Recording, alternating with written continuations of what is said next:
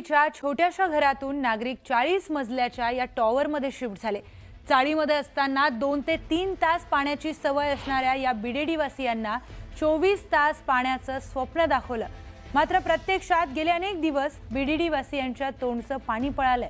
40 मजल्याच्या टॉवरमध्ये पाणी मिळणंही कठीण झालंय। बीडीडी वासियांच्या मूलभूत गरजा देखील पूर्ण होत नाहीये। वरळीच्या नवीन टॉवरमध्ये पाणी टंचाईची समस्या भीषण होत चालली आहे। अजूनही काही जणांना टॉवरमध्ये घर मिळणं बाकी आहे। जर आज ही अवस्था असेल तर येणाऱ्या काळात काय होणार असा सवाल नागरिक उपस्थित करतात।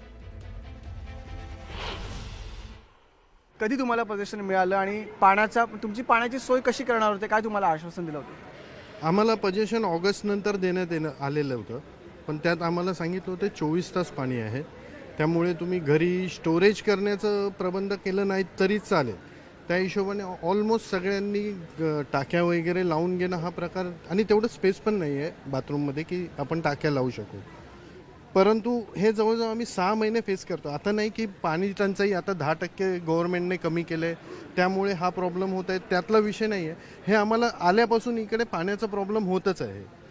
आणि त्यात आता सध्या 2 विंगच इकडे राहायला रहिवाशी आले आहेत। आता नवीन लोकांना चाव्या दिलेल्या आहेत 3ऱ्या विंगला वगैरे, परंतु आम्हा दोघांनाच इकडे पाण्याचं 2 विंगलाच पाण्याचं एवढं भरपूर प्रॉब्लेम आहे। आता त्यात अजून लोकांना भरती करतायत। इकडच्या लोकांना पाण्याची व्यवस्था होत नाही आहे। 24 तास सोडाच, 24 तासाबदली त्यातले 2 तास 40 मिनिटं जरी पाणी मिळालं तरी भरपूर होईल। मला सांगा की पाणी हे तुम्हाला बीएमसीने लाईन टाकून दिली होती?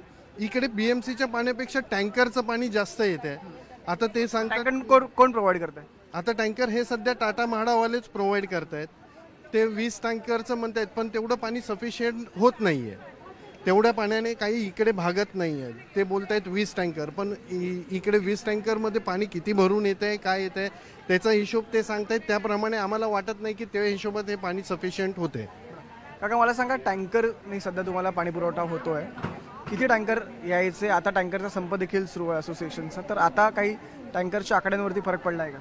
पूर्वी आम्हाला असं सांगण्यात आलं होतं की 20 टँकर इथला जो मॅनेजमेंट करतोय तो 20 टँकरसाठी अप्रुव्हल मागतो, पण म्हाडाकडून त्याला 20 टँकर आले जात नाहीत। ते 18 बोलतात, पण इथे 18 पण पडत नाहीत। आम्ही पूर्वी हे नाही करत होतो, पण आता 2-4 दिवसापासून आम्ही लक्ष द्यायला लागलो। 18च्या जागी कधी 12 पडतात, कधी 15 पडतात। म्हणजे निव्वळ आमची फसवणूक केली जाते।